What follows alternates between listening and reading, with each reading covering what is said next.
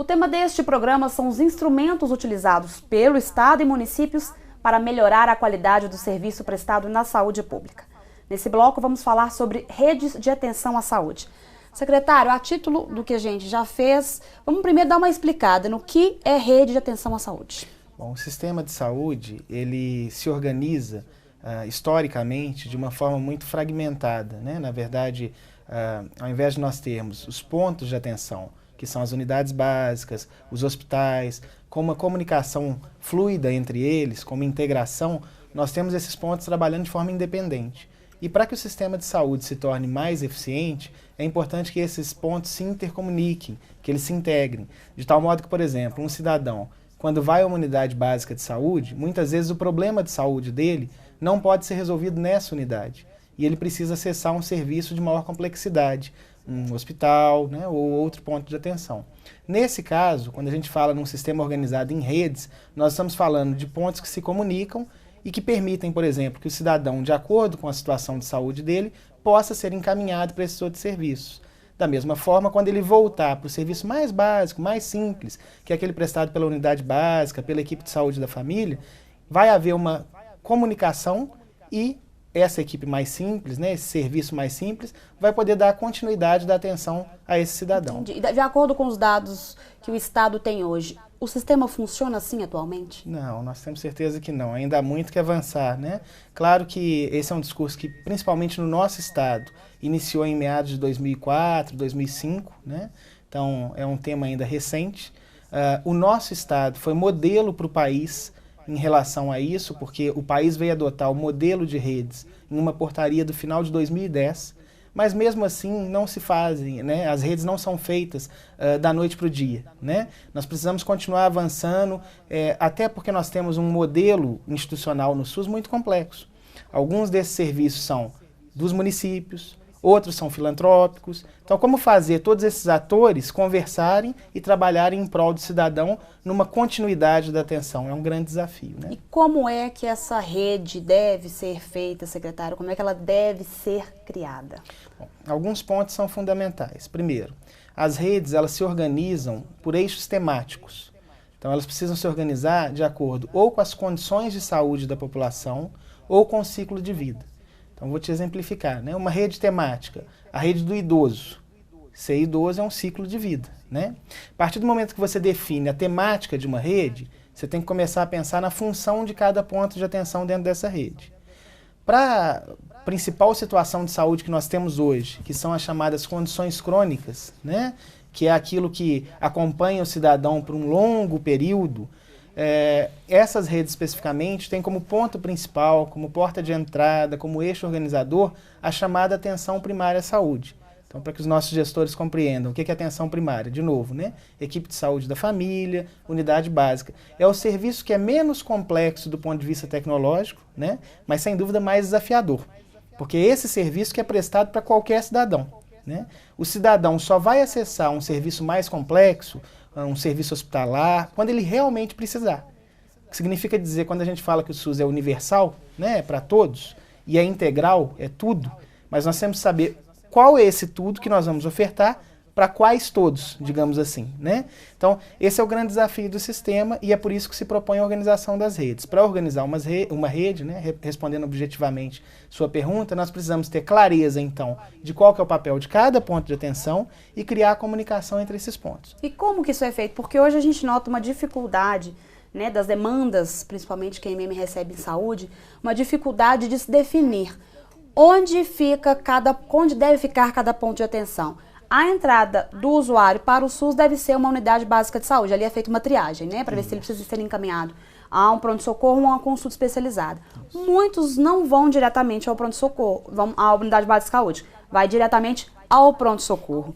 Então, isso deve começar com o gestor organizando onde é cada ponto de recepção do usuário e divulgar isso para a população? Isso. Então, assim, tem alguns pontos que nós temos que trabalhar para avançar. Acho que sua colocação está perfeita. Primeiro ponto, né? A gente muitas vezes fala para o cidadão onde ele não deve ir. E esquece que a gente tem que falar onde que ele deve ir, né? Então, assim, a gente quer mudar a cultura hospitalocêntrica. Ok. Mas para falar para o cidadão não ir no hospital, nós temos que falar por onde que ele vai entrar no sistema de saúde. E por quê, né, Exatamente, exatamente. Claro que vai ter situações, por exemplo, nos casos de urgência, de agudização, que ele vai sim direto ao hospital. Mas, no geral, a porta de entrada do sistema é a unidade básica ou até um sistema mais proativo, que é a equipe de saúde da família indo até a casa do cidadão. Esse é o modelo ideal que a gente desenha, né? A partir desse desenho inicial e da boa comunicação com o cidadão, que é um ponto que nós precisamos avançar muito ainda, né? Nós temos que ir construindo essa comunicação entre esses pontos, de tal modo que o cidadão chegou na unidade básica. A gente tem lá, por exemplo, uma classificação de risco. Identificou que ele precisa acessar outros pontos, nós temos que garantir esse acesso, né? Todos os nossos gestores, esse é um ponto muito importante da gente enfatizar, tem que ter clareza da importância da escala para o bom funcionamento do serviço de saúde. Né? Nós temos um estado que tem 853 municípios. 80% deles, aproximadamente, tem menos de 20 mil habitantes. Os serviços de saúde, para funcionar com qualidade, eles dependem de escala. Quanto mais complexo for um serviço de saúde do ponto de vista tecnológico, mais ele necessita de escala. Né? Por quê? Como a gente sabe que nem toda a população vai usar esse serviço mais complexo, vamos ilustrar aqui só, né, para os gestores entenderem com a UTI. Todo cidadão precisa de uma UTI? Não. Né? Aqueles que precisam já são um grupo muito específico. Isso significa que a demanda não vai ser uma grande demanda, vai ser uma demanda específica. E se eu tenho poucas pessoas acessando um serviço de saúde, consequentemente, o que eu tenho? Dificuldade de manter os profissionais que eles são necessários, né? Porque não tem como custear, a demanda é baixa. Perda na qualidade desse serviço, porque a boa prática em saúde é aquela que é feita de forma repetitiva. Né? Quanto mais parto eu fizer, melhor vai ser a qualidade do parto prestado por esse serviço. Então isso tem que estar incutido para todos os nossos gestores. Eles têm que compreender, para a casa de qualquer um, se meu município tem 800 e poucos habitantes, se ele tem mais de 1 milhão de habitantes, atenção primária. Unidade básica de saúde funcionando, equipe de saúde da família, de preferência cobrindo todo o território. Isso todos têm que fazer. A partir da atenção secundária, né, atenção secundária e atenção terciária, isso nós temos que buscar nos municípios de maior porte, garantindo acesso para toda a população da região. Né? Que seria eles trabalharem em um consórcio, né? Seria articulação. Articulação entre uma região, né, de forma que a rede de atenção ela é feita de forma regionalizada e não unificada, a saúde não é feita só para um município. E a ideia, pensar em dar uma atenção primária, investir sempre na equipe de saúde família, unidade básica de saúde, pode despertar, de repente, aquele pensamento, quanto mais cobertura eu tiver, mais problema eu vou ter. Porque mais os agentes de saúde vão identificar problemas e vão trazer essa demanda. Como é que o gestor deve lidar com esse raciocínio? Porque a partir do momento que há uma equipe básica de saúde, ela também está naquela atenção preventiva, né? Ela pode ajudar a evitar problemas maiores. Como é que deve ser o raciocínio do gestor nesse sentido? Eu ia responder exatamente isso. Por que não pensar, né, naquela frase tradicional, antes prevenido que remediar, não é mesmo? Porque se a gente identifica esse problema quando ele ainda não está agudizado, o custo dele para o sistema vai ser muito menor, né? E a possibilidade de resolução desse problema é muito maior. Então, quando a gente fala da proatividade do sistema de saúde, é exatamente porque a gente está identificando que a maioria dos problemas, eles são por consequência da inatividade do sistema. Vamos pegar o caso da dengue, recente. Não estou nem falando de uma condição crônica, estou falando de uma situação, né, que historicamente a gente percebe como uma falha da saúde pública quando ela retorna da forma como retornou, né, agora, nesse momento que nós estamos. Por que isso acontece? Porque a população desmobiliza, a população também tem um papel fundamental para o bom funcionamento do sistema de saúde. Né? Isso é verdade. Porque às vezes os gestores desmobilizam. Então, quanto mais esquecem, mobilizam... né? Vamos já poeira abaixo, a pessoa esquece que o problema pode voltar. Exatamente. Então, situações como essa, como a própria questão da hipertensão, o que acontece? Se não estamos lá todo dia como sistema de saúde, batendo na porta do cidadão e falando, você está alimentando bem, está fazendo atividade física, qual que é a tendência natural? As coisas vão ficando debaixo do tapete, né? E quando elas surgem como um problema agravado já. Grave para o gestor. Então, é preferível o gestor ter essa visão de que ele reconhece o seu território, ele identifica os problemas de saúde da sua população e cuida disso mais do ponto de vista de prevenção e de promoção, do que depois ele finge que não está acontecendo nada e quando vem um problema ele vem como uma bomba, né? Vem um problema imenso para o gestor dar conta. Então, investir em atenção primária seria, a gente pode dizer, o passo número 1 para organizar uma rede de assistência de saúde? Para-casa básico de todo gestor, independente do tamanho do município, e o primeiro passo, o passo fundamental para que as redes funcionem no E Estado. qual o maior desafio que o Estado tem identificado para isso, para essa rede de assistência efetivamente ser aplicada, entrar na prática? Então, olha só, nós temos aqui no Estado uma rede temática específica que virou exemplo, modelo para todo o país, até internacionalmente. E eu faço uma reflexão a partir desse êxito para a gente ver onde a gente está falhando. É a rede de urgência e emergência, que é talvez a rede menos dependente da boa atenção primária, né? E é uma rede que tem funcionado muito bem no nosso estado devido a um componente logístico. O que acontece? O problema agudizado, tendo o SAMU como uma forma de solucionar e uma rede de hospitais prontas para dar a resposta, isso tem sido possível de se tratar, de cuidar. Nós temos lá o caso da rede da Macro Norte, agora estamos ampliando para 5 regiões ampliadas do estado, 5 macro-regiões, né? Ou seja, até 2015, mais ou menos, nós vamos ter todo o estado com essa rede exitosa. Peguei a boa prática e vou fazer a reflexão agora, o que não está dando certo nas outras redes, qual que é o nosso desafio.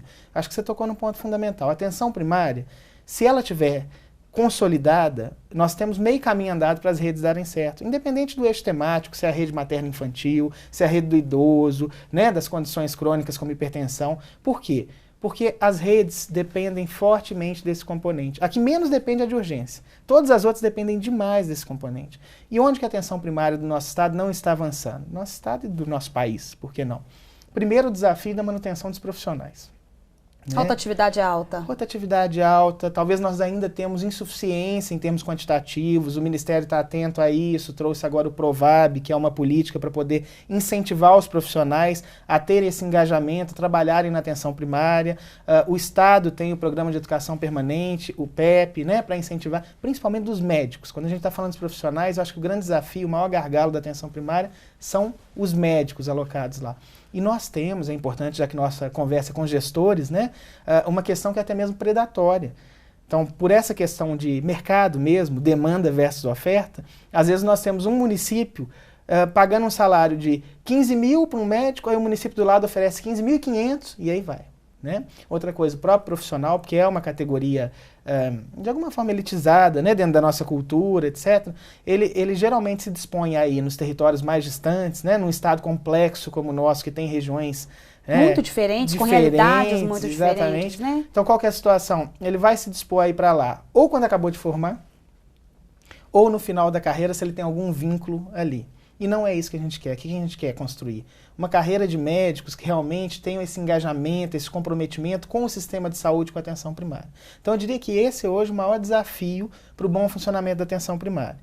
Um desafio que a gente vai avançar na medida que todos os gestores identificarem isso como prioridade. E aí nós não estamos falando de forma nenhuma que isso é responsabilidade só do gestor municipal, prefeito, secretário municipal de saúde. É isso que eu ia falar. Como é que o gestor pode buscar esse auxílio, essa ajuda no Estado, né? Que dentro do nosso modelo federativo é o ente que está mais próximo para ele buscar ajuda.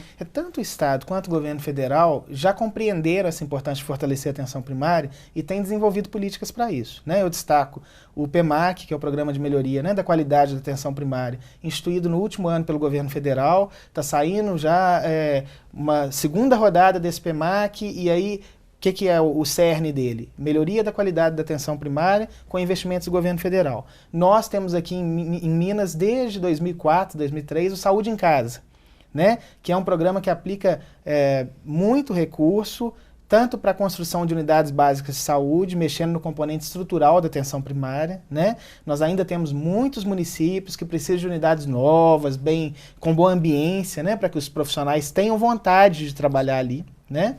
E além desse componente estrutural, a gente coparticipa também no incentivo de custeio para a manutenção das equipes de saúde da família. Né? Então, tanto o governo federal quanto o governo estadual têm essas políticas e basta os municípios buscarem, tanto na Secretaria Estadual de Saúde quanto no Ministério, as formas de adesão a essas políticas. E tendo sempre claro que tanto as responsabilidades quanto o financiamento, né, ele é tripartite. Então, assim, nós não estamos falando de novo que o município tem que dar conta da atenção primária sozinho. Nós estamos ele nem conseguiria, né, secretário? Ele tem o para-casa básico, que é fazer essa atenção primária funcionar, com o apoio do Estado e do governo federal. Ok. Nossa conversa é com o secretário adjunto de Saúde do Estado, Francisco Tavares. E no próximo bloco vamos falar sobre instrumentos de gestão do SUS.